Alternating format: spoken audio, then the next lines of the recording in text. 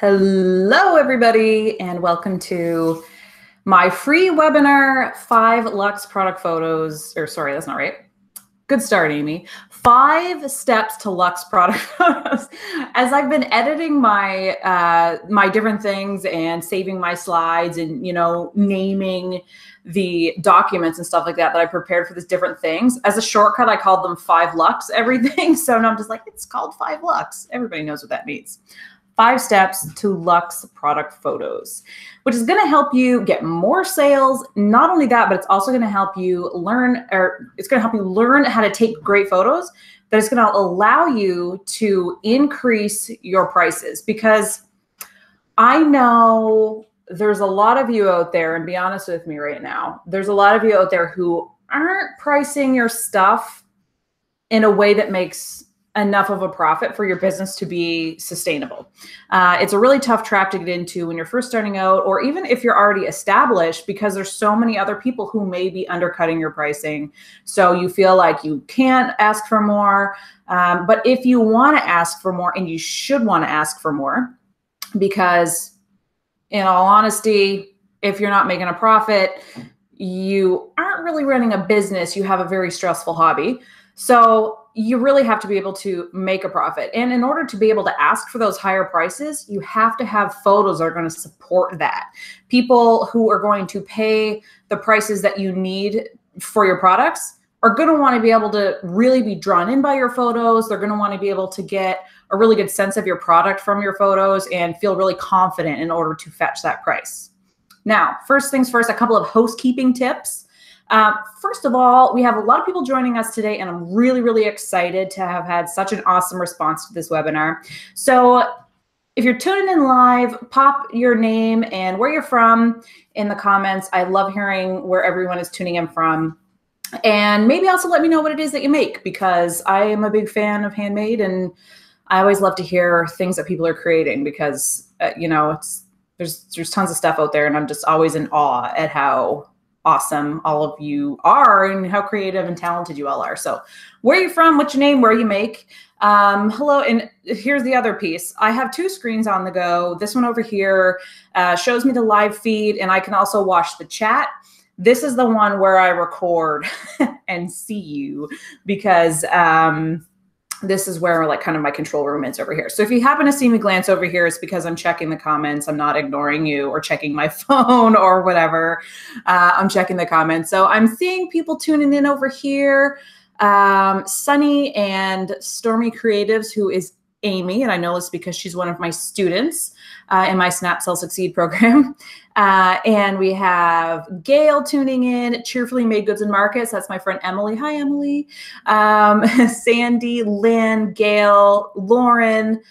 Thanks everyone for joining me today. And if you're catching this on the replay, I appreciate you as well, because I know not everyone can make it live. Some people are still working day jobs. Some people are in the UK or in Australia or, different places. And the timing of this is awkward. So if you've taken the time to grab the replay and watch that, I really appreciate your time as well. And I do hope that we all find this helpful today. So at the end of this, there's going to be a live Q&A. If you have questions, I don't mind answering questions as we go along, but sometimes I may get to that, or it might kind of disrupt my train of thought. So let's try to hold off on the questions. If you have one, maybe just jot it down and try to get to it during the Q&A. And then that way I can kind of keep the flow going. And I get derailed so easily. I mean, you're running a business too. So you know how crazy it is to get there's a lot going on in the brain. So it's pretty easy to get sidetracked, and I'm no exception to that rule. So hang on to your questions to the end. And we will have a really great Q&A at the end. I also have a special announcement right before the Q&A, not selling anything, not yet anyway, but I do want to let you know about something that's coming up that's free, that's really awesome. And I definitely don't want you guys to miss the opportunity to hear about that and get signed up. So it's going to be pretty awesome. So stay tuned for that. All right, I see Jane and Sebastian. Sebastian's from Ontario, which is awesome. I just moved from Ontario. I lived in Ottawa and then Toronto, and I just moved to Nova Scotia in the fall, which is where I'm from. So I'm actually coming home. And but Ontario is a beautiful province. Phoenix, Arizona. We have Maryland, Chicago. Awesome. People from all over. We have Claire from London. Sweet. Great. Love it.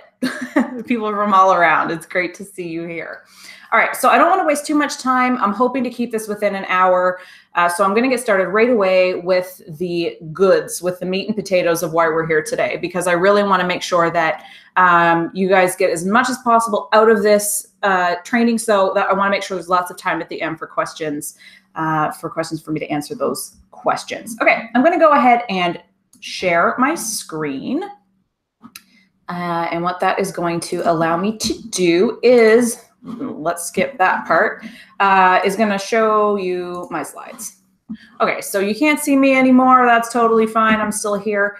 But now you can see the slides and hopefully follow along that way, because just the text, for me at least, I'm very visual, so I like seeing words. It helps. All right, so we're here today to talk about the 5 steps to Luxe product photos that lead to increased sales and more profits, which I think really is the goal. I mean, as creative people, we all love what we do, but at the end of the day, you know, we could have a lot less stress if we just had a day job and made this stuff for fun, right? So if we're running a business, we need to be focused on the numbers, at least in part. There's a balance there. So having great photos is probably the second step to earning a profit. The first being, of course, making a quality product. But I believe in all of you. I'm sure you're already cranking out some really beautiful handmade things. And now you need photos that's going to support that and help you get the pricing that you need and deserve for all your hard work. Okay, first things first. What makes a product photo look high-end? So I really want to start with the basics and just talk about what even is a good product photo.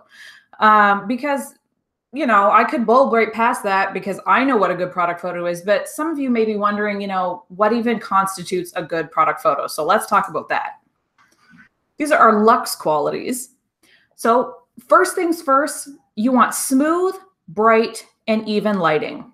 If any of you have listened to any of my trainings before, you probably are tired of hearing me talk about lighting. And I won't apologize because lighting is so, so important. And one of the biggest things that I see going wrong in product photography today, I would say it's very rare that I see a product photo that doesn't look great, but has good lighting, if that makes sense. So there's almost always bad lighting involved when I see a not so great product photo.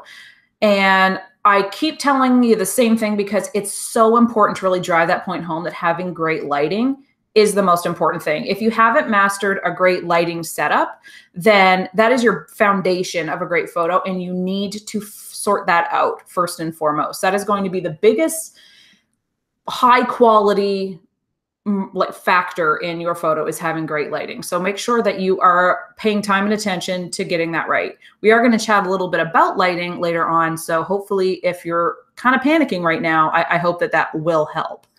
And I'm just peeking over here to the feed and I'm seeing lots of chatting, which I love. All of you feel free to chat amongst one another while I'm talking. I love a good conversation, and I will try to keep an eye on the feed now and then, but we'll get into the goods at the end with the questions and answers.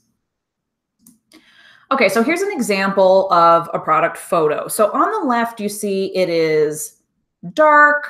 The lighting is, there's shadowing, kind of like some stronger shadowing, a lot of dark gray background that's obviously supposed to be some semblance of white.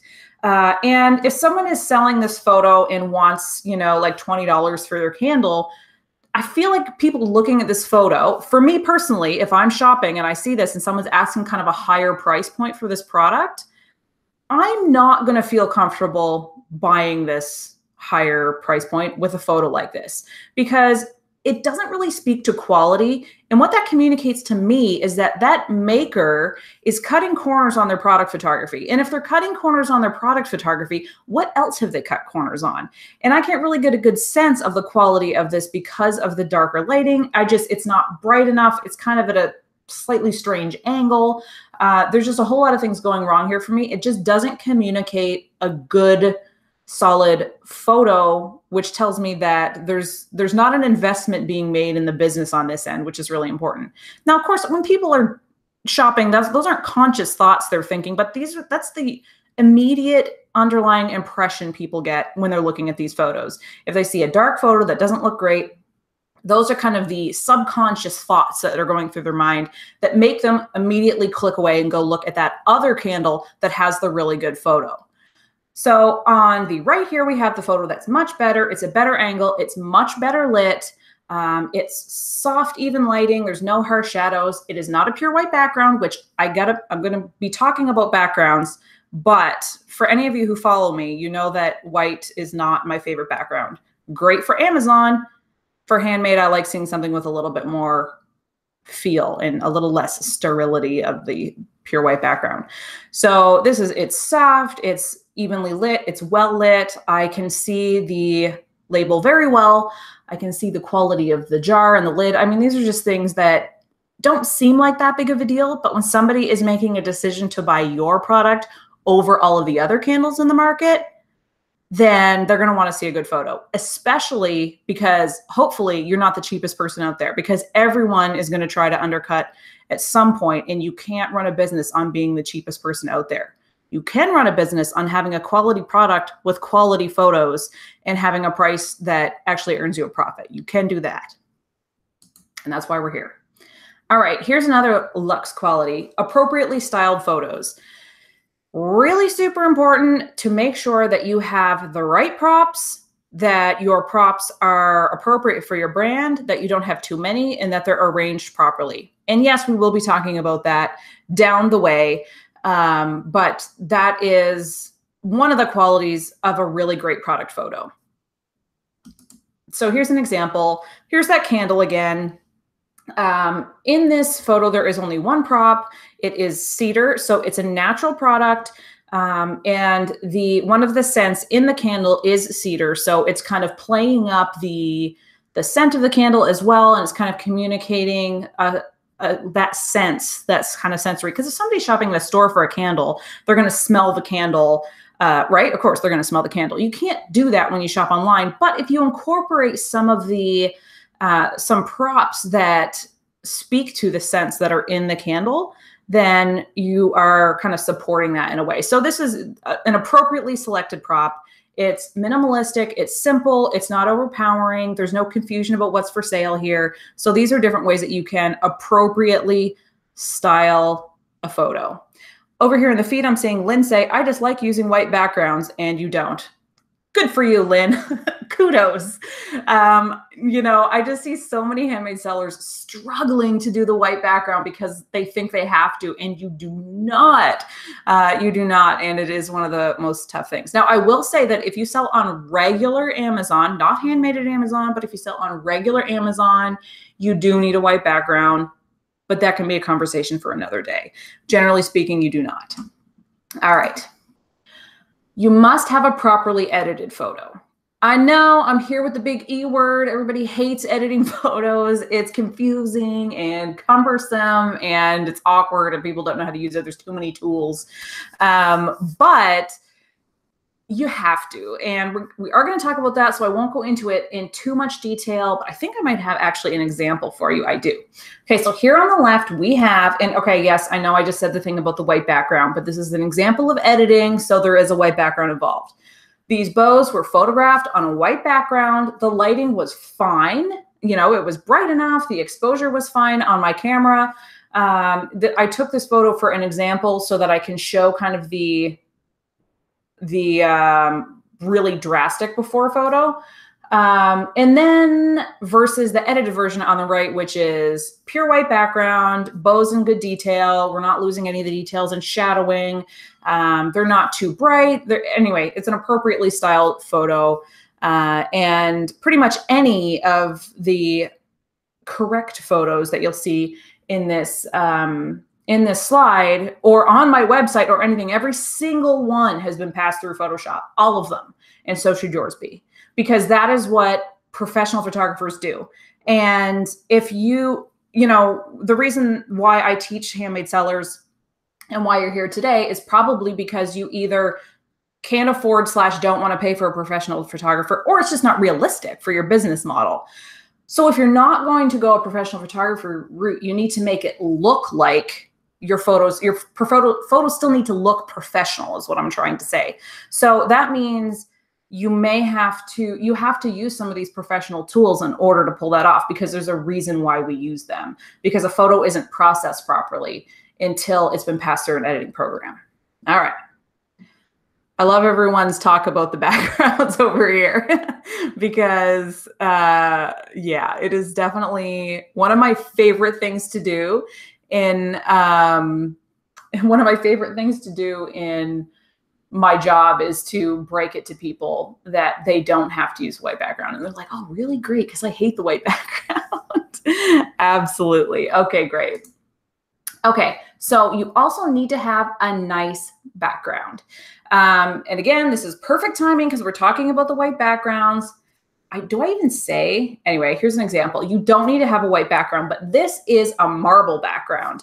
And it's a neutral color. It's light. If you're kind of going for that light and airy look, you like that lighter, brighter style for your photos, that's great. But you don't have to use white to get it. You can use things like marble. You can use things like whitewashed wood, beadboard, if you're familiar what beadboard is, and things like that. So there are other options available to you if, like, still in keeping with the style of the photos that you want to use, but you do not have to use white background. You're welcome. All right. You need to have crisp and in-focused photos. This is super, super important. Now, part of this is knowing how to use your camera properly. And part of it is also having adequate lighting. When you have low lighting, I'm going to get a little bit techie on you guys here for a second. You know, I try not to because I don't want to overwhelm you. We're trying to keep things simplified. But when you use a low light, your camera will compensate for the low light by either reducing the shutter speed, which causes something called motion blur, or it increases something called the ISO, which is the camera sensitivity to light. And when it increases the ISO, it makes kind of like a noisy look on your photo. The pixels kind of start to look distorted, funny colored, and you really notice it when you zoom in with like the zoom tool, for example. So you'd have to make sure that your lighting is like really on point in order to get these crisp and in-focus photos. Poorly lit photos will not be able to generate that really crisp, nice look. And even if somehow it does, you know, it won't even be recognizable that it's sharp, and because it's so dark. Okay, so make sure that it's properly lit, and you also need to make sure that you are using your equipment properly and that your focus is on the product. We're going to talk about that a little bit too. Okay. Here's an example. So on the left, this is an example of motion blur. So this photo was too low light, and when you get in low light, especially if you're using a smartphone, if you get in low light, the first thing that a smartphone will do is reduce your shutter speed. So even holding it just with your hand, like if you just kind of breathe or you move slightly, or you're a human, so you're not perfectly still like a robot, you're going to get a little bit of motion blur. So you have to make sure that if you're kind of in a low light situation, you can use tripods or you can improve your lighting. So as you can see versus this photo on the right, that product is crisp and in focus and a lot more likely to draw attention and fetch a higher price than this kind of sketchy, blurry photo on the left. All right, so another quality that really tends to attract more attention and helps you fetch a higher price is to have some element of uniqueness. So this would be, you know, not just your product lying on a white background, something that's going to make it a little bit more interesting, a little bit more editorial, a little bit more intriguing. Those are the images that people click on, that people want to feature in blogs and on influencer Instagram accounts and things like that. So having some sort of uniqueness to your photo, like having an interesting background, using an interesting angle, through your styling with your props, etc. So here on the left, we have a perfectly fine photo of tea, you know, white background, tea, it's fine. But then versus on the right, this is a little bit more storytelling. So it's in the cup, obviously the tea has scattered around the sides. It's a more interesting photo. It gives you a little bit more context for the tea. It makes you, you know, the wood kind of gives you a bit of a home and hearth feel, which is kind of the coziness that you associate with drinking tea. It just, there's more elements to this photo. There's more layers to it when it's not just straight up white background. All right, so here we go, folks. No text, no watermarks, no frames, no vignettes or collages. This is me, just some tough love right now with the text and the watermark situation. I talk about it because I love you. Keep the text out of your photos. I know this is good. I'm looking over here and I'm about to see a whole bunch of people say, but what about the watermarks? I want to use watermarks because people steal my stuff, and people, I had somebody, you know, steal my photos and use them on the thing. Yeah, I know. And it's dreadful and I hate it and it's awful and people have no integrity, but they will steal your photos with or without watermarks. There's software out there that can, you know, just remove them, straight up remove them. Photoshop can remove them. There's even simpler programs that can remove them. Or worst case scenario, some people have no shame. They'll just use your photo with your watermark. You know what I mean? It doesn't really protect you from that kind of theft and that feeling of, wow, I just worked really hard on this and that dude just stole my photo. But what it does do is it prevents you from being featured on Etsy, featured on blogs, on Instagram accounts. It makes people less likely to want to buy your stuff, because it's usually, often people will put it right over the front of their image, so people can't really get a good sense of your product because it's covered over by watermarks. It doesn't look professional. Professional photographers don't splash watermarks in front of things. If you were to go to a website, let's say like Anthropology, for example, none of their photos have watermarks. It's just not something people do. So skip the watermarks. If somebody steals your photos, your business isn't going under because somebody stole your photos.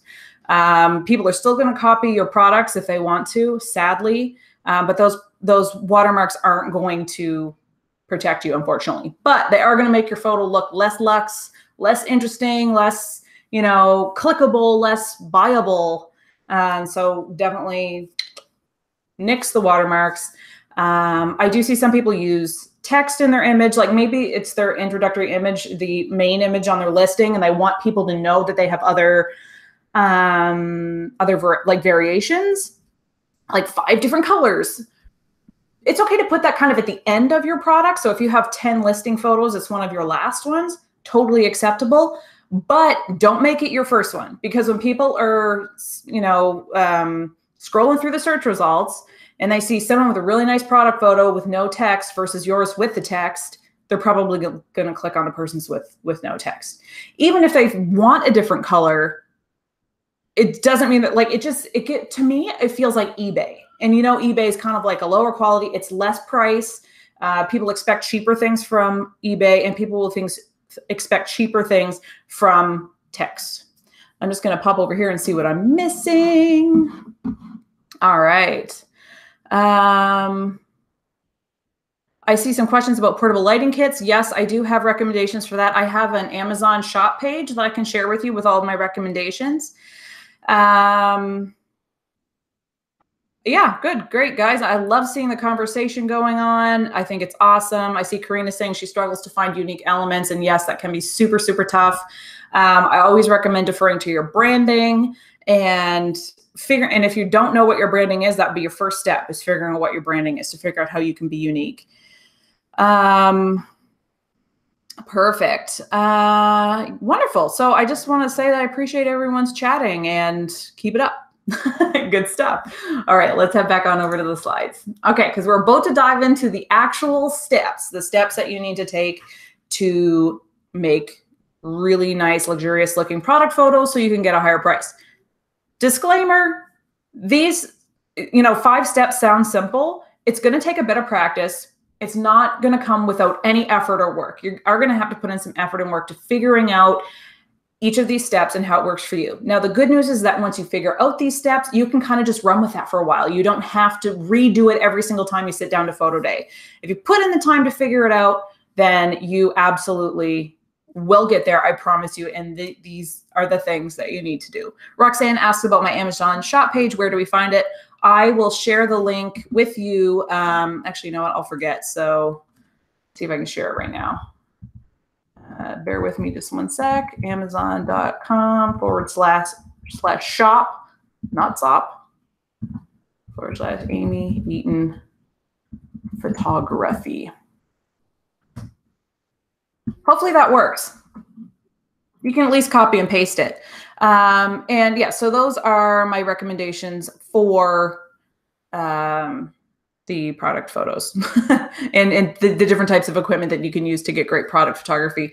It's not a complete list. If you're looking for something specific that's not on that list, then do let me know, and I'm happy to help kind of direct you in an area where I would recommend something different. All right, step 1 is choose an appropriate background that is a fit for your product and brand. Really in keeping with the conversation that we've been having about the white background. So first thing you want to do is think about your branding, your products, the people who are buying your stuff, and think of a background that will make sense for them. I'll tell you right now a couple of things that you should never use. I would almost, you know what, I would pretty much always recommend avoiding fabric. Fabric is nearly impossible to get wrinkle-free. It looks messy, it looks distracting, it's chaotic. There's just too much going on, and it just never really looks great. So avoid your, I'm just gonna pop over here. People are saying couldn't find the page. Okay, folks, I'll make sure you get it. I'll send out a follow-up email to everyone who's tuning into the webinar with that link, and I'll make sure that it's linked and clickable and all that good stuff. So it was an effort. It didn't pan out, but I will definitely make sure that you all get that link in a follow-up email to the webinar. Okay, back to the background. So look at who's buying your stuff. So, okay, let's get an example of something you buy. Let's say you sell necklaces that are very kind of rustic, maybe rustic vintage style, a little bit kind of like with raw gems and hammered metals and things like that. So you may not have a good sense of your branding yet, but just your product alone tells me that people who are buying your products are maybe a little bit earthy. Maybe they like kind of the environment, eco-friendly, different things like that. And, you know, especially with those raw gems, you maybe using raw crystals and that kind of thing. You're speaking to a person who is maybe, that could be a bit kind of spiritual with the, you know, earth and all that stuff. So a good background for you might be wood, for example. A weird background for you might be marble. Marble to me would be something that's more like high-end bath products and things like that. If you sell like primitive like farmhouse chic stuff, marble is not going to be a fit for you. It's not going to be a fit for your brand. So you may go with something like a wood background. But if your products are wood, you probably don't want to go with a wood background. So beadboard might be a better fit for you. And so these are all the things that you need to consider when you're thinking about picking that background. Because you want your product listings to be cohesive, the good news is that you don't really need to, you know, think about a different background for every single product you have. You should be using basically the same background for all of your photos, so that when people look at your shop as a whole, it looks cohesive, it looks like a collection. It's not kind of confusing and overwhelming because there's all these different backgrounds. So I would say take one, pick it, consider your branding and what's going to really call out and speak to your ideal customer. If someone, see, for me, like marble speaks to someone who's maybe, this is not kind of like a concrete situation, but generally speaking, I would say marble would speak to someone who's maybe more feminine, who likes kind of a higher end product, who kind of values that really like high-end look, whereas wood might be for someone who appreciates things that are more eco-friendly, earth-friendly, people who really dig that rustic natural vibe. And then, you know, beadboard, I always think of white beadboard, for example, is a great fit for children's products because it's just soft and it kind of makes me think of a nursery. So these are different things that you can do to pick different products. So Kelly just asked, and again, I know they said I wasn't going to answer questions till the Q&A, but sometimes it's nice to answer one here and there. If I've missed your question, hang on to it, ask it again at the end, because I definitely want to make sure everyone's questions get answered. But right now, Kelly has asked, how do you choose a background if you have both light and dark products? Then the thing is about the light background is that you can totally use light products on something like a marble background or a wood background because it has texture. So you don't have to have a contrasting background for your products. Having a white product on a pure white background is a disaster. But if you're using a background like a marble or a whitewashed wood or even a beadboard, you can totally do that because the textures are going to help add definition around your product and it's not going to get lost. So rather than focus on the color of your products and figuring out what background would work for you, think about your brand values, your brand messaging, who's buying your stuff, kind of what your products are about, you know, and then find a background that fits that and focus more on finding a good texture that's going to look good on both. All right, folks, we're going to move on. And I seen questions over here. I love them. I definitely want to get to them in the Q&A, so hang on tight. All right, so light and airy or dark and moody attract the most attention from shoppers. Anything in the middle usually doesn't tend to attract as much attention. So there you go. This was like my realization that I had not too long ago, that the light and airy or the dark and moody definitely are the most luxe looking product photos out there. And if you go to Pinterest and search product photos, you'll see exactly what I'm talking about. So you either want to go with kind of a bright, very, very minimal shadows, you know, light, soft, kind of almost dreamy look, or kind of like a darker moody. And I don't mean moody as in like emo, but, you know, dark backgrounds, dark woods, different, you know, slate, different things like that. Those kind of two strongly opposites backgrounds tend to draw the most attention. Generally speaking, textured neutrals are ideal. So this is what we just mentioned. We were talking about the different, you know, different color products and things like that. This is why I love using textured neutrals, because if you're using neutrals, you're not really going to alienate any one of your colors. So if you have things that are a lot of different colors that may not work, like if you have white products, you don't have to worry about if you're using kind of like a white marble background, because that marble is going to help set off the white product that you have. So that's totally fine.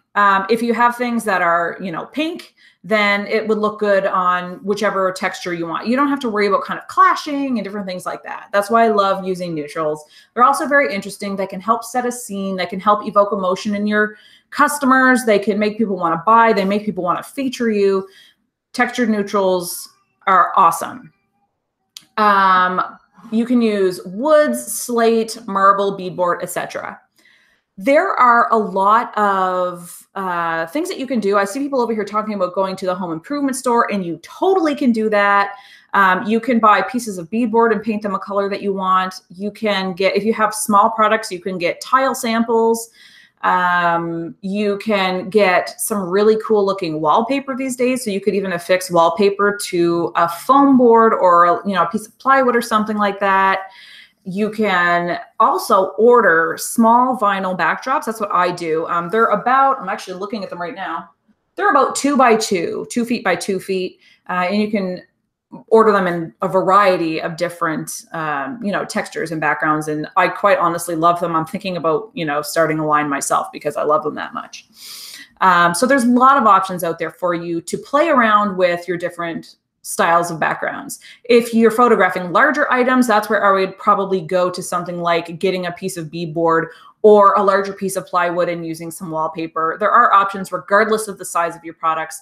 It's kind of fun though. So what I want you to keep in mind, if you're choosing a textured neutral, try to find textured neutrals that are either very light, like a white marble or a whitewashed wood, or a darker wood and a slate or things like that, because those do tend to attract the most attention. Sometimes I see things that are somewhere in the middle and they don't look so great.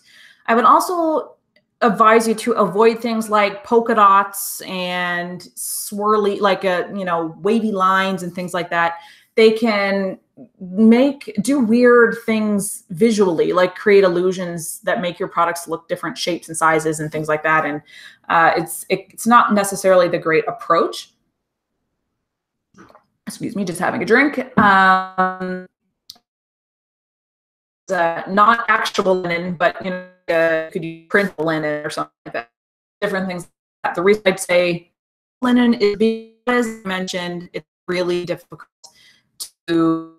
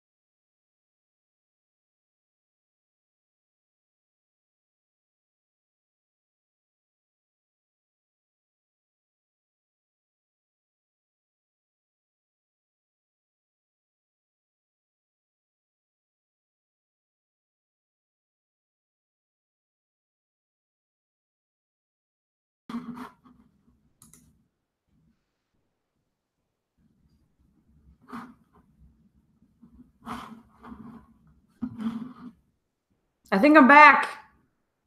Yay! The internet guides have smiled on me once again. Or they didn't, and they just messed up my webinar, but whatever. Okay, glad I'm back. I was a little bit worried that it was like down forever and I wouldn't be able to come back, which, you know what? Wouldn't surprise me. This stuff always happens to me. There's something weird that happens with me around technology. Anyway, thanks everyone for your patience. And if you're catching the replay, you know, again, sorry for that. Okay, I'm going to go back to sharing my screen because I was mid-conversation about not using a white background. I'm not sure how much you guys caught, to be honest. So I'm going to try to backtrack a couple slides and, you know, make up for it. All right, sharing screen. I think sharing, there we go. All right, let's talk about neutral. So I hope this is where we were. If I've missed something, so we talked about light and airy or dark and moody attracting backgrounds. So hopefully you guys caught that. All right, we're talking about busy backgrounds, Mark said. Thank you. All right, so we're talking textured neutrals are ideal. Yes, so I think it may have caught out when I was talking about avoiding things like polka dots, wavy lines, different things like that. So that right there is true as I go back into full screen. All right, so you definitely want to avoid those. So I would say avoid patterns, but kind of go more towards textures of things like marble, wood, slate, beadboard. Those are kind of like my go-tos. Linens are nice. Sometimes you can get a cool like tile texture. The important thing is when you look at it is you think, is this a neutral color? Is it, you don't want it to be too busy because that's going to distract from your product and it's going to make your image look just too chaotic. So, you know, it's difficult for people to look at. So they just won't, they'll move on to something else. So is it simple enough? Is it neutral? And does it speak to your branding? And of course, I am recommending either going with a light background or a dark background, not so much in between. Don't feel pressure to use white. Again, we've kind of talked about this a few times already. It's really difficult to capture and totally a snooze fest, let's be honest. This is something that I expect from regular Amazon, but I expect something with a little bit more feeling and depth when it comes to handmade, and I think handmade shoppers do too.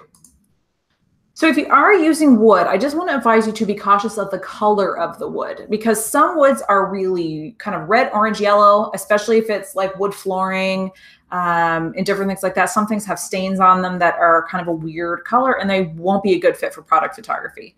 So you kind of want to go with something that has a very simple wash or a dark stain, not anything in between or nothing that's kind of a strange color. Regardless of what you're using for a background, just really be critical in thinking, does this look high quality? Does it look expensive? And does it look worthy of the price that I'm asking? So when I say use a wood background, I don't mean go to Home Depot and buy a piece of plywood and put your product on and take a photo. Yes, it's wood, but it's plywood and people can tell. And you know, you need to add something with a little bit more luxury, a little bit more finesse and feeling than just like a piece of whatever, just junk wood or whatever, like a cheap plywood type thing. So just think about that. And you know, you're smart people, I know, but you just, rather than just think, can I take a photo on this and make it look decent? Ask, does this background really sell my product at the price that I need it for?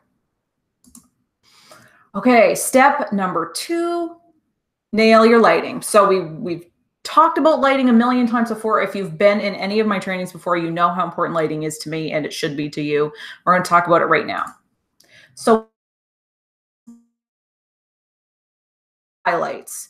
So a harsh shadow is when, you know, one side of your product is kind of shrouded in darkness. There's kind of a harsh shadow coming off it. Those, you want to avoid those. Highlights is when parts of your product and parts of your image are so white that it's literally just white pixels. There's no detail left in there at all. And both of those are big no-nos when it comes to lighting. No direct light. Direct light is just hideous. Folks, let's not use it ever. That will be a light that comes directly from the source to hit your product. So it could be directly from the sun, which means no going outside in midday sun with the sun's high in the sky, you know, out in broad daylight. If you have a flash on the front of your camera or on the front of your phone, don't use it because that creates really strong shadowing and it looks really unprofessional and low quality. So how you do manage that is you need light that is adequately bright. So I'm going to explain to you in a second about how to work your light so you're not using direct light, but the light needs to be adequately bright. So shooting inside next to a bright window might work for you or it might not. The room that I'm in right now is next to a big window, but it's cloudy outside. And today there's not enough light in here to take a good product photo. So you have to really make sure that your light is adequately bright. I'm going to give you a quick tip that I give a lot of people when I get the opportunity to, like this, and that is to download an app on your phone that registers the amount of lux in an area. So these are not, you know, like scientifically accurate apps, but they're a great place to start. And they'll give you a really good sense of, is this area, you know, going to be more or less bright enough for my photo? Download them on your cell phone. You can just search Lux Meter. I recommend the Galactica Lux Meter on iPhone and the, I think it's called Light Meter, and then in brackets it says Lux Meter, or the other way around, on Android. And what you do is just point it at your area, and it should be over 1,000 lux. If it's less, you're going to have a hard time getting a quality photo. So check that out. It's kind of like my hot tip of the day because it's a really great way to kind of just assess to see, is my lighting really bright enough? So use a bright light source and then diffuse the light by either filtering it through a translucent white material or photographing inside or in the shade outside.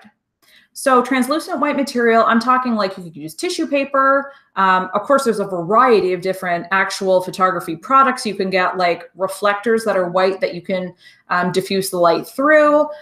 Light boxes diffuse light. If you buy studio lights with soft boxes, that has a white piece of material across it. The important thing is it needs to be translucent. So you wouldn't want to use something like a thick sheet. Because then there wouldn't be enough light coming through. So it does have to be not too thick, but you need it to be white, because what that does is it breaks up that light ray and cascades the light and makes a soft, even lighting as opposed to a direct. If you think about kind of, you know, you can get those shower heads that have the different settings, and one is like pew, pew, pew. It like literally pelts you and it hurts, versus the kind of soft shower. It's the same kind of concept. So the direct sunlights are strong, they're focused, and they create harsh shadows and strong highlights. They're not pretty, they're not pleasant, they don't communicate a good feeling in an image. Versus that cascading light, the light rays that are broken up, that are softer, and that's kind of the light that you're going through. The reason you need a bright light source is because when you break up that that light ray, which you have to do, you're going to lose some of the light along the way. So you need to have an original bright source to begin with in order to pull that off correctly. I hope that makes sense. Okay, so I see Black Raven over here saying white styrofoam makes a great diffuser, and so does white foam core. Yes, reflector, and then reflector, not diffuser. I was just going to say that's more reflecting than diffusing, but yes. Okay, so you can diffuse the light. So that would be something translucent that you shoot through. Or you can photograph inside or in the shade. And what that does, that's called indirect light. So that's reflecting light and redirecting light. So the light comes in or whatever, the light comes from the source and is bouncing off something else to reach your product, whether it be foam boards or walls or just your surroundings or whatever it is. That is indirect light. And that light is broken up as well, because when it hits that other thing to redirect towards your product, the light gets interrupted and cascades again to make a nice soft overall look. So you either want to reflect light by using things like reflectors or foam board or whatever. You can be outside in the shade. That is indirect light because the light rays are bouncing off your surroundings. Little bit of a caution about photographing outside in the shade. Two things. One, you need to make sure that the shade you're using is solid shade. It can't be kind of like that filtered shade of a tree where if the wind blows, there's kind of like sunlight coming through. And also you need to be very cautious that if you are photographing like midday in the summer out on a grassy lawn, then some of that light that's coming back to your product is going to be carrying some green with it from the grass. It's carrying some green light. It's because it's such a strong light, and when it reflects, it's bringing some of the green with it. So just beware that you're not getting a strange kind of color cast from the grass. My recommendations, if you're feeling overwhelmed right now, is to find a bright light in your home with no direct light coming through, so no actual like sunbeam streaming through your window, but bright. Set up a table next to it, get a white foam board or two, and create some blocking. So have one opposite your window, have one kind of behind your product where you're photographing, and use that area to get started, because that should provide you with enough light as long as the window that you're using has enough access to the outside. You wouldn't want to use one that's kind of like under a covered deck or anything like that. Or if you live in an area that has just a lot of cloud cover, that might not work for you, but it's a good place to start. And then you can kind of start to go from there and figure out, kind of fine tune your setup. If you're using studio lights, this is for people who maybe are a little more advanced, who are using studio lights already or thinking about it. If you're using studio lights, use light bulbs that are around 5200 Kelvin. That's the temperature. So it needs to, if it's less than that, it's going to be too blue. If it's higher than that, it's going to be too yellow, and it's going to change the color of your product. So around 5200 Kelvin, give or take a little bit. I recommend no less than 1600 watts, especially for larger items. There are some studio kits you can get out there that have one light bulb and it might equal, say, 700 watts. And that would probably work if you're just doing some tabletop photography and your products are smaller. But if you're doing things like garments or blankets and you have to light up kind of a bigger space, you're going to need stronger bulbs. So I love studio lights that have 4 light bulbs on each light, and you can change the strength of the light, and it usually equals at least 1600 watts, or it might go up to more.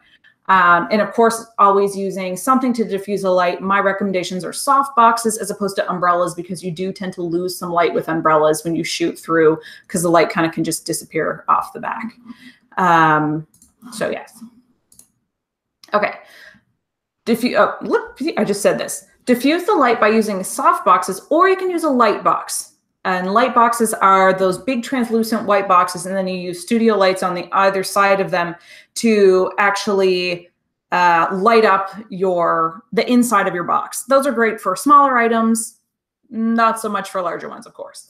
If you are photographing larger things like blankets or furniture, or maybe you have pillows, you want to take pictures of them on a couch or something like that, I really like using dedicated flashes, which are also called speed lights. And unfortunately, this is only going to work if you use a DSLR camera. Smartphones don't have any equivalents at this time. So that's something that you affix to the hot shoe at the top of your camera, and it has a rotating, swiveling head, and you can point it up at the ceiling so that when it flashes, the direct light from that flash goes up to the ceiling, hits the ceiling, and then cascades around your scene, making a nice soft area. Step number 3. Include props for styled photos, or use lifestyle photos to show your product in action. I'm a big, big fan of lifestyle photos. I did a masterclass last month on lifestyle photos. I love seeing people actually incorporating humans into their photos in some way or another.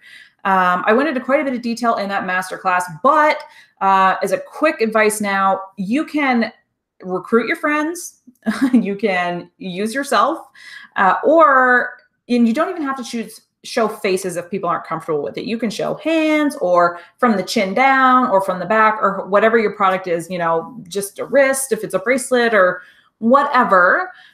So if people are kind of shy to show their faces, they don't have to. So that can be a little bit of a recruiting technique for you. But include people. If you can't find anyone, you're really stuck. You can set up a scene to make it look like someone was there and has just stepped away. That's going to give life to your product photos. It's going to help people understand the context, see them in their life. You're telling a bit of a story that makes people connect with your products on a bigger level. Mark asks, how do you get models? Lots of sellers want lifestyle but don't want to pay for models. You don't have to pay for models. So like I just said, and maybe you've heard this by now, you can recruit your friends and family by saying you don't have to show your face, because that can be a big one. You may, in your area, depending on where you live, there may be people who are beginning models who want the opportunity just to get photos for their portfolio, and they might be willing to just team up with you and just play around. You'd want to disclose that you're not a professional photographer, because, they may feel like, a little bit more, make it more of a collaboration, you know what I mean? So you can do that. And depending on where you live. So when I lived in Toronto, it was really easy. There were tons of models who wanted the opportunity to model just for experience, just for fun, just for their portfolio images. And now I live in rural Nova Scotia, and I'd probably be hard pressed to find that. So it does depend on where you live. Now, worst comes to worst, you can use yourself. You can use tripods. You can use self-timers. You can mark your spot with an X to make sure that you're focusing on the right area and have like a hat stand in for you when you focus. So there are options for finding models. Okay, so, and if you just, at the end of the day, you're like, lifestyle photos aren't a great fit for me, or I'm not ready, or I want to try style photos, do that. It's great, especially flat lays. They're really popular right now, especially on Instagram. So you can do flat lay photos, which is kind of like the bird's eye view, you know, you lay it on a table. I really recommend only using flat lays for things that make sense. Sometimes I see people do flat lays with like coffee mugs, and when is your coffee mug ever lying flat like that? Never. I mean, there certainly needs to be certain elements of realism, I think, as well. So if it's a fit for your product, then absolutely go that route. But otherwise, yes, try the natural lifestyle photo. Your props must be either natural or high quality. So I love including natural elements in my photos, things like wood, moss, stone, flowers, succulent plants, different things like that. You don't have to. The reason why I love those so much is because there's no confusion about what's for sale. People aren't going to wonder if you're selling that pile of moss versus the candle in your photo or whatever. They are natural. They're, you know, no one's going to question the quality of them. Of course, they, you know, the moss and the stones and whatnot should be clean at least. But definitely avoid fake flowers, because sometimes I think people hear me say flowers and they think, sweet, I'm going to go and buy some fake flowers. But they almost always look fake. And unless you want to invest in some really high quality fake flowers, which do exist, and they're usually made out of fabric and things, but they're not cheap, you know, you have to kind of put the money into having great props. That means don't shop at the dollar store for your props. You know, just don't, unless it's something like just a piece of ribbon or something that doesn't really show that it's poor quality, then that, you know, that's different. But try to avoid props from the dollar store that clearly look inexpensive, because if you want people to kind of shell out for the price that you want for your product and kind of get that more luxe feel from your photos, I mean, you guys know the dollar store does not belong there. So try to find products that are going to be better fit for you. I also love, if you're looking to save some money and also find decent props, check out things like flea markets or garage sales, because you can often get deals on some really cool stuff there. But just use a discerning eye. Think to yourself, does this cheapen my product, or is it going to support it? And those are the questions you need to be asking yourself. When you are selecting your props, always keep your brand and your brand values in mind. And just quickly to go back to that before I move on too much, I know that branding can be a really overwhelming topic for some people. And I just wanted to say, Allison said, I have to interject that I hate when people offer work for free in exchange for me doing XYZ when it comes to my business. Keep in mind when you're looking for free models. Personal choice. I love that. I've had some amazing collaborations with people. Some really amazing collaborations with people doing work exchanges. So each to their own, but I mean, you definitely want to be upfront and transparent with people when you are, you know, approaching people to model for you. So you want to be you want to be really honest, and you don't want there to be any kind of confusion, because that could really disappoint the person who was hoping to get, you know, like really professional photos. All right. Oops. I think I missed one. Here we go. So arrange your props to be supporting characters to your product and draw the eye towards it. So your products shouldn't be overwhelmed by your props. There's a couple ways you can do that, and we're going to talk about that. So have your props be in the background, off to the sides, and blurred out. Next up, we're going to talk about depth of field, and I'm going to explain that when we get there, but that is that blurry background. It's called depth of field. So have your products be in the background and off to the sides, blurred out. If they're blurred out, no one's attention is going to be drawn to it, hopefully, unless it's a really dramatic color, which it shouldn't be. It should be subtle and nice. So here's an example of like a sugar scrub. And in the background, there's a razor, there is a candle, and it's blurred out. So the thing that is in focus in this photo is the sugar scrub. Very clear that that's for sale, but the other items in the photo support it. They tell a bit of a story with it, but they're not overwhelming. It's not kind of overpowering the actual thing that's for sale in this photo. In flat lay photography, you don't have a depth of field situation because it's flat. Everything should be equally in focus in a flat lay. So have your product be, front and center. It should be the largest thing in the photo. So there shouldn't be something that's bigger than it. And your props should sort of point toward your product, kind of in a triangular motion, lead the eye towards the product. So here's an example here, again, with the tea. It's in a marble bowl, and each of the props are pointing toward the marble bowl with the tea inside. So what that does is it's drawing the person's eye toward that tea. The point is that it should, and again, it's in focus. In this particular photo, the props are a little bit out of focus, and that's fine because this is protruding and it's the only thing that I need people to pay attention to. So it's definitely the pointing towards the bowl is helping draw your attention towards that. And that's the idea. For your lifestyle photos, create a simple, meaningful, and impactful story with your photos. So we did touch on this a little bit. They don't have to be really kind of in your face with a story. It can be subtle. It can be somebody, with a backpack out in the forest. So they're clearly on a hike. It can be something very simple. All right, let's talk about depth of field. I'm conscious of the time. It's already 2 o'clock. Goodness. So I'm glad. I hope everyone's enjoying this and able to stick around. Keep it up. And if not, you can always revisit later. But step 4 is depth of field.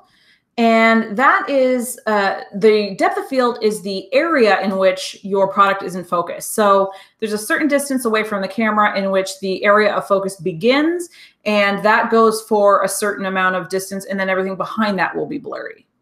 Getting a little bit technical on you, I hope that's okay. But basically there is a plane in which everything is going to be in focus.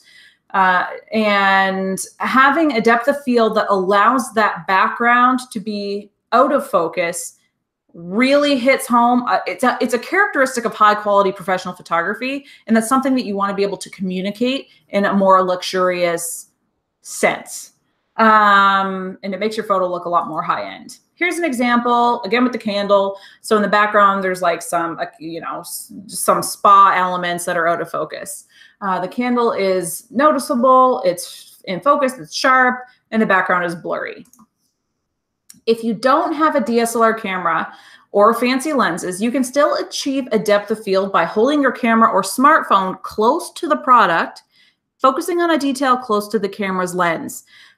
And as an addition to this, you also want to have the things behind your product be farther away. So, okay, so I got to be honest with you folks. I took this in a hurry this morning. I wanted to show you an example of a photo that I took with my smartphone. So I literally just ran into the living room, threw this together. It's not my favorite. I wouldn't use this necessarily to sell a client's photos because the background to me is too dark. But I did want to just take the opportunity to show you that this is what you can do with your smartphone. So the elements in the background I had farther away, maybe a foot away. And I held my smartphone actually maybe an inch from this product and had it focus on the product. So it's possible, a little bit of trickery, but you can do it. Okay, step 4, again, if you have a DSLR camera, if you are one of these people who has a DSLR and you're experimenting with different shooting modes, this is for you. If not, and it's overwhelming and confusing, just bear with me for 1 sec.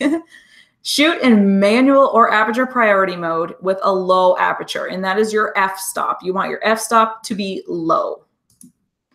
Okay, before I move on to editing photos, I just want to let you know that you do want a shallow depth of field. However, you still want your product to be in focus, the important elements of your photo. If you sell a bracelet and you need your entire bracelet to be in focus, if your aperture is too low, then maybe only the front few beads of your bracelet will be in focus and everything else will be out of focus. So just beware, there's a balance in there somewhere. You need to find it, but you need to have your product in focus and the rest of the things out of focus. Hope that's not too overwhelming with the info, but that's what's up. All right, step number 5. You need to edit your photos. So this was something that we talked about in the beginning. I know it can be a downer topic for some people, but here we are. So your product photo is not complete until it is edited. Use an editing program that allows you to embed a color profile with your image.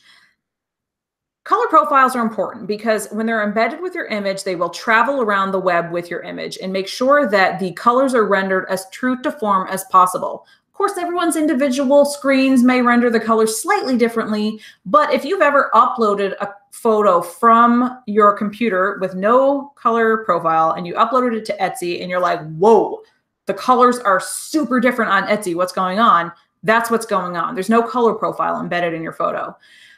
So that means that you need to be using a photo editing program like Photoshop, Lightroom. Affinity allows you to embed photos. Photoshop Elements does, or allows you to embed colors, sorry. There is a free program called GIMP that allows you to, but GIMP is kind of a really clunky, nasty program. So I don't like recommending it. And that means that unfortunately your PicMonkeys, your Pixlrs, your Snapseeds, and so on do not embed a color profile, and they will not do any justice to the color of your product photos and images. You may get away with it and it might be fine, but more often than not, you will at some point encounter a color issue when you upload your photos to Etsy or Shopify or wherever you're selling your stuff. So you need to be aware of that. Unfortunately, this is one of those things that you may just actually have to bite the bullet and invest in. Photoshop and Lightroom are $10 a month USD, super cheap comparatively speaking to what Photoshop used to be. And if you don't like the monthly fee, I think Affinity is maybe 60 or 70 bucks, maybe not even. I think it might be 60. But anyway, it's extremely affordable. It's also a good program. So there are options out there for you. You might have to drop a few bucks on it, but if you're serious about your handmade business and you're going to be taking your own product photos, this is an investment that you might have to make. Amy says that it's 50 bucks. Awesome. I think in Canada it's 60, but depending on where you live. But that's perfect. I mean, 50 bucks for something that you can continue to use is wonderful. But that is something that you really should be doing, because what's going to happen is if you don't use these programs and you end up with photos on your online shop where the colors are all out of whack and someone buys that, they may get it and think, I thought that this was blue and it's actually purple, or vice versa. And you're going to end up with unhappy customers who are going to be returning things or leaving poor reviews. And those are the things you definitely want to avoid as much as possible. Okay, so if your photos are light and airy, if that's the look you're going for, if that's a good fit for your brand, you want to lighten the shadows in your editing process and increase the brights, being careful not to lose any of your details. So don't push it so far to the point that you're kind of losing pixels and they're kind of becoming completely white or anything like that. But the overall feel you want to get for your photo is something that's light, not a lot of shadows, no strong contrast, and that kind of thing. You want a lighter, airier photo. Here's an example. This photo is soft. The shadows are really soft. It's very kind of like, you know, light and airy. That's exactly what it is. Really no other way to say it. If your photos are dark and moody, you will need to increase the shadows and the blacks. Again, you need to be very careful not to do that too much, because if you do it too much, then you're going to lose detail in some of the shadowy areas of your product. And if it's completely black, then you're kind of losing those details, and people need to be able to see them. So here's an example of kind of a darker wood and just a darker bottle, a darker wine. So it's kind of all coming together in a darker image, and there's just a little bit more shadows, a little bit moodier. Step number 5. So again, with the editing, you can use something called the curves tool, and Photoshop and Lightroom and I believe Affinity, and they all have the, sorry, I'm just poking over here. Mark says Photoshop and Lightroom are $20 a month from Adobe. Unless that's changed within the last few days, it is $9.99 for the Adobe photography package that includes Photoshop and Lightroom. I did get an email from them the other day saying that there were going to be changes, so I don't know if that was one of them, but at least for the past couple of years, it's been $9.99. All right, so you can use the curves tool to play around with the tones of the image to get exactly the right look. This is something that I recommend you actually just play with yourself until you get a look that you like. There are tutorials on how to use them, but ultimately this gives all of the control in your hands to tune it exactly how you want. I'm not going to go into too much detail about that because that's kind of like a whole other lesson in itself, but look into it, play around with it, and see how it goes. Your colors must be accurate when it comes to your photos. This is one of the things that I have to impress upon you the most. And that means that your colors need to be balanced. So if you've taken a photo in your product, you look at your product and the color of your product looks off, you're going to need to adjust those colors in your editing process. Having an editing process allows you to do that. If you don't edit at all, you don't have the opportunity to adjust those colors and make those fine-tune adjustments that are super important. Okay, so also avoid all the faux pas that I mentioned earlier in the presentation, like your text and your vignettes. So the vignettes are like the darkness around the edges, or some people will make them white around the edges. Avoid those. They don't look professional. They don't look high-end. They don't look high quality.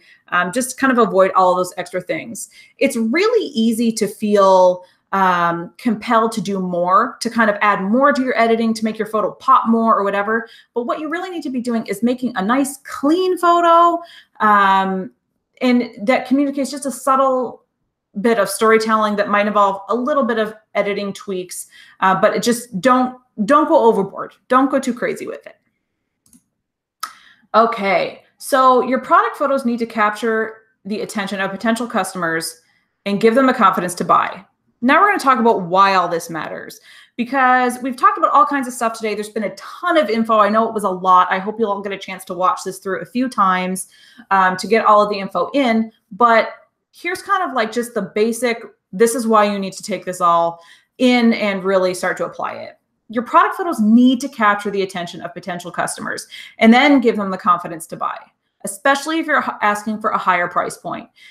If you see those sellers on Etsy who are charging, who are, they have, thousands of sales, and you're wondering, and their photos are crap, it's probably because they're charging next to nothing for their stuff. Because there are totally those people out there who will buy something because it's cheap and they don't really care. They figure, whatever, it's just a few dollars. So if it gets to me as junk, then I haven't lost anything. But if you want someone to spend $60, $70, whatever on a piece of, like a bracelet or more, then you need to have a photo that's going to help them feel informed that they're making the right purchase. If your product photos are low quality, your products will be passed over time and time again because people are going to immediately assume that your products are also low quality. However, if your photos communicate high quality, your customers will perceive your products as high value, and thus they'll be willing to pay for it. Photos that are special are going to draw the attention of people who will be able to put your products in front of a large audience to be featured. So these are like your Etsy editor's picks. They are picking photos that look great. They want photos that they tend to be drawn more towards styled photos and lifestyle photos. They like photos that are higher quality, well lit. Those are the photos that they're going to show in their kind of blog posts, their editor's picks. They're not going to be picking photos that have bad lighting, harsh shadows, used indirect light, have text in the photos and things like that. They're just not picking those. And same with bloggers and Instagram influencers and those Instagram Etsy accounts that share people's products and stuff like that. They won't want to do that. All right, master the basics of your foundation, lighting, styling, and editing, and you'll be golden. That's really what it comes down to, you guys, is mastering lighting, styling, and editing.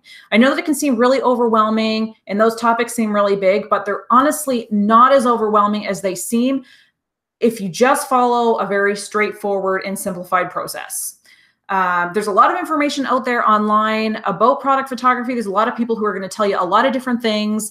And it's not that those things aren't right. It's just that there's a specific message that I give handmade sellers because I know you don't want to become professional photographers. You just want to know how to take a good picture of your stuff. So I spend time, I've kind of simplified a process that's going to help you take great photos with it quickly and easily and without feeling super overwhelmed with all the details. Okay, here's what I want to tell you. This is my announcement about the thing that's coming up really soon, April 16th to 20th. This is a free challenge. I'm not selling anything today, but I do want to let you guys know because we are going to be talking about some of the things that I mentioned today in more depth. So if any of you participated in my Picture Profit Challenge in the fall, give me a shout out in the comments because it was really fun. I had such a great time with that challenge that I have been so excited to do it again.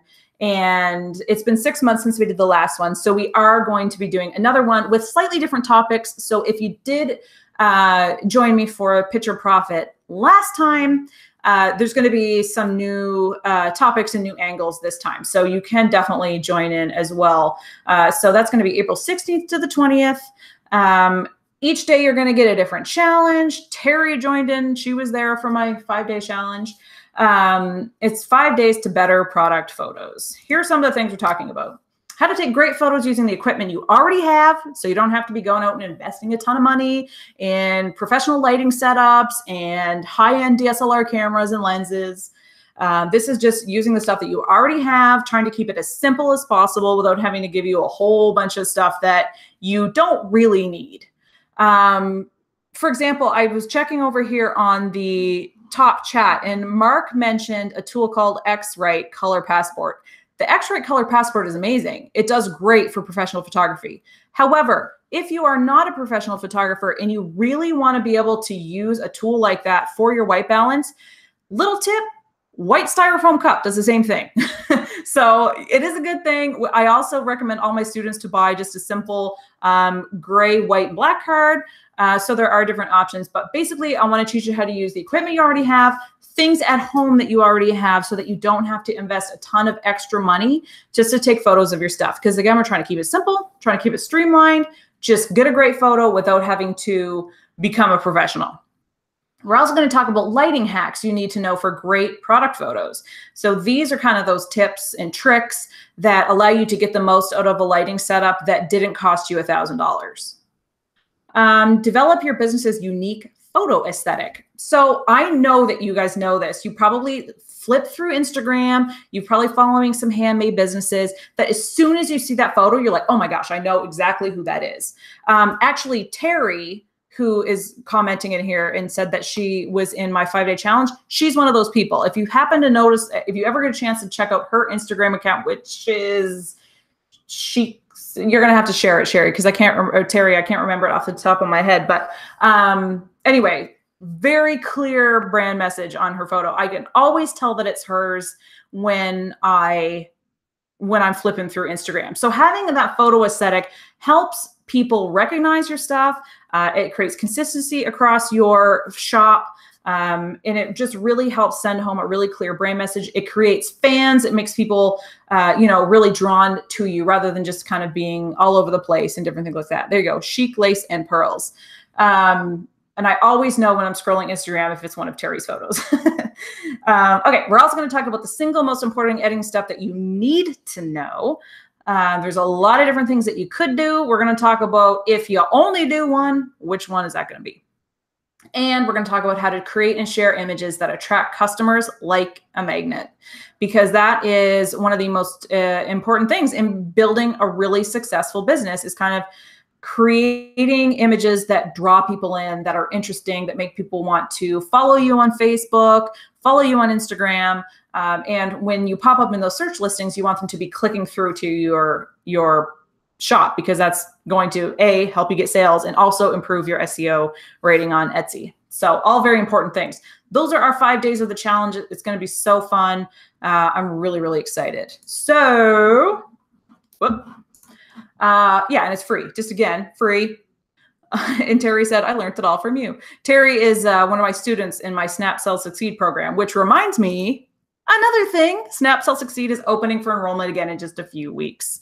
I'm not going to go into too much detail about SSS because I'm going to be talking about that at the end of the month, and I'm not here to sell you anything right at this moment. I just wanted to hang out with you guys for an hour or so and chat about things without kind of like selling you things. But Snap Sell Succeed is an awesome program. I've had great students go through my doors. It only opens for enrollment twice a year. So I just wanted to give you all a heads up that it is coming. So pay attention to that. If you do sign up for the 5-day challenge, you'll be hearing a lot more about it at the end of that challenge. We're going to kind of talk a little bit more in detail, and I'll answer some questions about it. And Terry says, join. It's amazing. I have learned so much. Oh, thanks, you guys. Oh, yes. And Amy from Stormy Creatives is also one of my students. It's honestly, this program is, you know, aside from my son, the joy of my life, because I have managed to help so many amazing handmade sellers transform their photography and also their businesses. And it's just been tremendously rewarding. So, and that is about Snap Sell Succeed. So it's coming up. Keep an eye out for it. Okay, guys, live Q&A time. We've gone way over time, which I'm fine with. I hope that you guys have some extra time if you do have any questions. I'm really happy to be here. I'm going to stop sharing my screen so you can actually see my face. How do I do this? That's weird. One sec, guys. Got to find the right thing here. Here we are. Stop.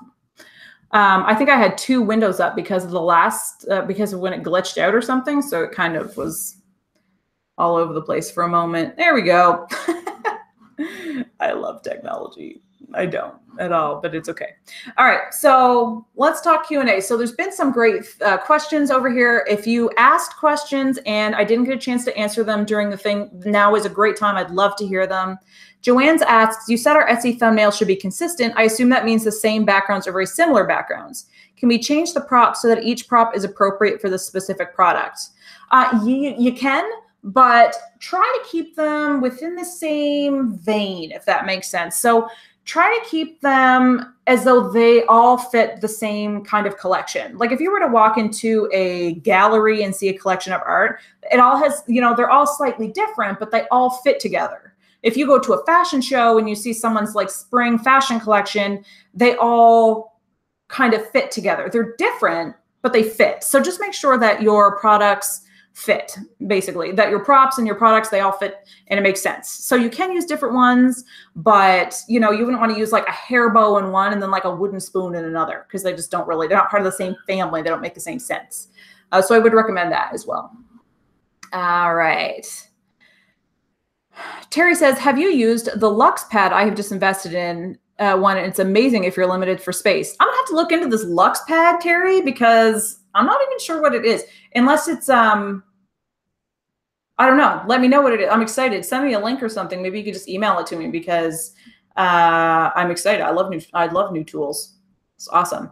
Heart Sense Design says, Amy, are you mostly focusing on your courses on what works for Etsy? Not all of us sell on Etsy. Yes, no, it is not just for Etsy. I do mention Etsy because there's specific things about Etsy, like their sizing requirements and thumbnail ratios and things like that. So I do speak specifically about those things in my program, but the program is for people who sell on any platform. Some of my students have Shopify sites. Some of them sell on Handmade at Amazon. So we definitely cover everything. And the other thing about Snap Sell Succeed that I will mention is that even beyond the course itself, everyone who enrolls in my program gets to be a part of my private learning community. And that is a place where I help you learn, I help you apply everything that you've learned. And I create additional tutorials for my students.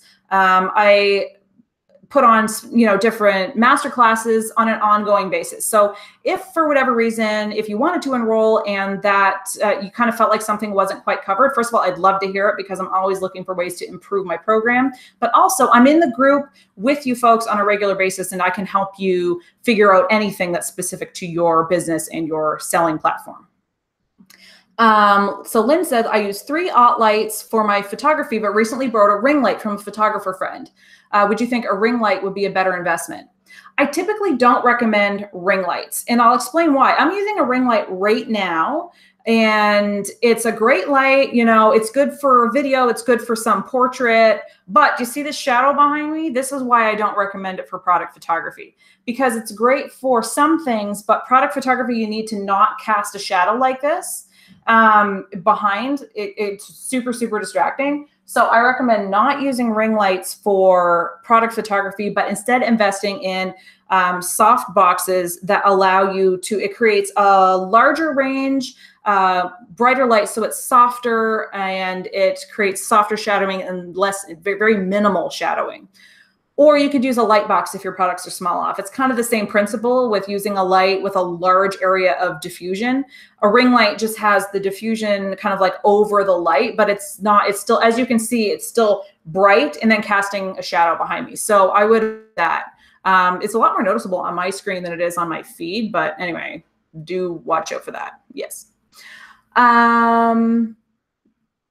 And Amy from Stormy Creative says, no, not just Etsy photos. Yeah, so I have a bunch of different things. And we talk a lot about social media, images, and a lot of different things. My goal is really to help you wherever you use your photos, whether that be social media, Instagram, Facebook, Shopify, Handmade at Amazon, regular Amazon, wherever it is. Allison asks, any tips for photographing fabric textures? Example, like a knit shawl. Yes. So you can, for knits and stuff like that, really make sure you get a super close-up image, at least one in your whole listing. So that's going to allow you to get super close. You can have that depth of field we talked about, and it's really going to make the texture pop. The important thing is make sure that you are getting like a really zoomed in view. So physically move close to your product, to your, your shawl or whatever your knit is, and get a really big close-up of it, just super like in your face texture, because that's going to really give people a sense of what it feels like, because they can't feel it in person. So if you can show off that texture, you're going to really do a service to helping those people understand what it's probably going to feel like. I hope that helps. Roxanne asks, will this be available to review? Presuming you mean the webinar. The webinar will remain as a replay. I don't have any plans to take it down at this time, so you'll be able to catch the replay for a while for sure. Any tips for taking pictures of paper products? I sell planner inserts and stickers, and sometimes they're tricky to get just right. Planner inserts and stickers would be perfect for flat lay photography. I would really focus on really nailing your flat lay game. Pick a consistent, like a really nice background to rest them on. Find some really great props. I mean, planner props, you could use things like really cute pens or paper clips, those little, like these kind of clips, whatever they're called. Bulldog clips? No, I don't know, whatever. Those clips, different things like that go along with paper products. And yeah, they're one of my most fun things to take photos of, actually. So you're in a good place. Okay, Joanne says, can you share details about the small vinyl backdrops? So I have bought from a place called minibackdrops.com. It is in Denmark. I buy from there because shipping is really reasonable. I'm in Canada. For some reason, their shipping is really reasonable. So one thing I will caution you about the vinyl products is that if you have small things like jewelry, for example, you will probably able to see the texture of the vinyl. So it'd be the kind of thing you'd want to use for slightly larger things that you're going to be a little bit farther away. So anything that's really small, like jewelry, that you're going to be getting really small details of, just that might not be a great option for you, because you might see the texture of the vinyl coming through. There is a company in the UK called, what's it called? Can't remember, but I'll try to find it. And they sell, it's actually printed on PVC board, so it's perfectly smooth, and that would be a good option if you're in the UK. That would be a good option for that kind of thing. I don't believe they shipped to the States yet, because I tried to get some here and they didn't ship any here. But yeah, those are really great options. See, these are things that I want to like make someday. I want to have a line of backdrops that include that, because I think that'd be cool. Okay, Heart Sense Design said, thanks. I have my own website, so I was curiously if the training was mostly focused on Etsy and Amazon Handmade. Absolutely not. I'm super happy to help you with your whichever standalone website you use. A lot of the principles still apply, so a lot of the principles carry over to whatever platform you use, but definitely there to support you no matter what your platform is. All right, Glorianne says, is there a curves tool on Photoshop Elements? You know what? That's a fantastic question. I'll find out and get back to you, because I'm actually not sure. Oh, my apologies. That was thunder outside and barking dogs, if you can hear them, because it's really dreary here today. All right. So I will find out if anyone here uses Photoshop Elements and can confirm or deny that, that there is a curves tool. Let me know. You know what? I'm not sure. I'm not that familiar with Elements, so I can't answer that, but I will find out. Gail says, of the numerous Android light meters, which one do you recommend? I like the one that says light meter brackets Luxe meter. I'm just going to double check because I have it on my phone. So I can tell you, yeah, it says light meter, and then in brackets it will say Luxe meter. That's the one that I use, and it seems to work pretty well. Photo boards. Terry, why are you saying Sherry? It's because your last name starts with an SH, and I'm like, yeah. Anyway, Terry is right. That is exactly the one that I was referring to as photo boards. Photoboards.org, I think, is the website, and they're so nice. I want them. I wish they would ship here. I've even talked to the owner. I tried to convince her to ship here, and it's too expensive, and I understand. But yeah, it's pretty great. All right, and Curvy Girl Accessories LLC says, thanks so much for this information. You're giving ways for easy application. You make taking great pictures seem achievable. Totally achievable.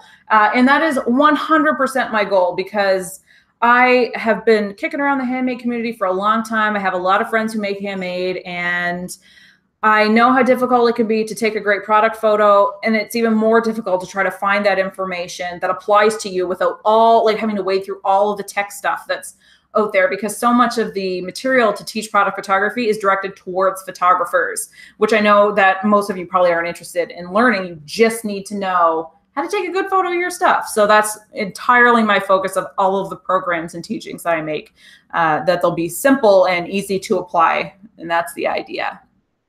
Lynn says, I do believe there's a curve elements in Photoshop. Perfect. That's good. I hope so. That'd be great. Allison asks, will your course discuss photography for print as well as web? For example, I sell patterns and teach with the handouts that contain pictures. Awesome. Principles are very much the same between print and web. And this is the kind of thing that if you join my program and then in the learning community where you'll have access to me, we can work through this stuff together, and I can help you just make sure that your settings are correct for print, and that when you edit your photo and you export it, it's the right size and the right DPI and things like that. So that's our PPI, I guess, nowadays, because we're not, well, no, I guess it would be DPI, dots per inch. Yeah. Okay. So yeah, that's definitely something that I can help support you with. Absolutely. Mark says, I think Elements is the same as Photoshop. It just won't let you do CMYK, only RGB. So CMYK would be if you were doing print, and RGB is better for web. So that's good to know. There was something, I was helping somebody with something in Elements years ago, and I thought that there was something they didn't have, whether it be layer masking or something. I can't remember what it was. Maybe they've improved it since then, and I hope, because it would be great if there weren't any limitations to that program, because it's a great alternative for sure. Right. All right. So Gail says she sees Luxe meter, light meter. That's the one that I use.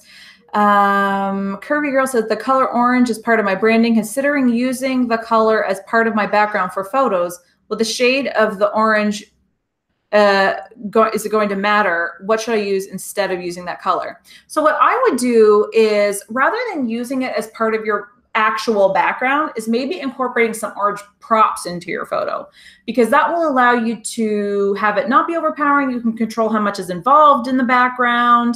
You're still keeping your background a neutral, which is a good idea. But then you can play on your brand colors by incorporating some orange props. I think that's a really cool idea. All right, so you can do layers and Elements, and you can do a layer masking. So that's awesome. I'm going to have to actually get a copy of Elements and explore it. And but as far as I know, you can pretty much do anything you need to do, especially the editing process that I teach in my course. It's pretty simple, and you can do anything that I teach in that you could do in Photoshop Elements, which is fantastic. All right, and I get, thanks, Amy. Another question, what can I do to make sure that my editing process in Lightroom gives my photos a cohesive look? So there's one thing that you can do in Lightroom. So having your photos have a cohesive look starts with the photos themselves, of course. That involves having cohesive backgrounds, props that make sense, all fitting with your brand image. and that kind of thing. So of course, that's your first start.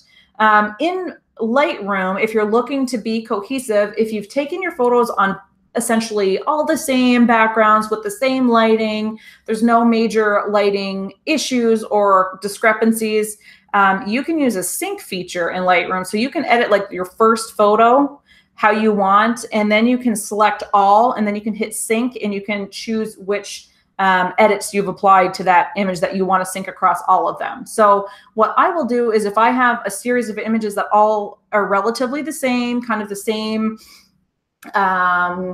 colors, the same background, you know, kind of like a similar vibe, then I will sync all of my edits except for crop, spot removal, local adjustments, and things like that. So all of my white balances and all that stuff, I will sync so that they all look the same. And then I kind of will go through and just fine tune anything if I have to.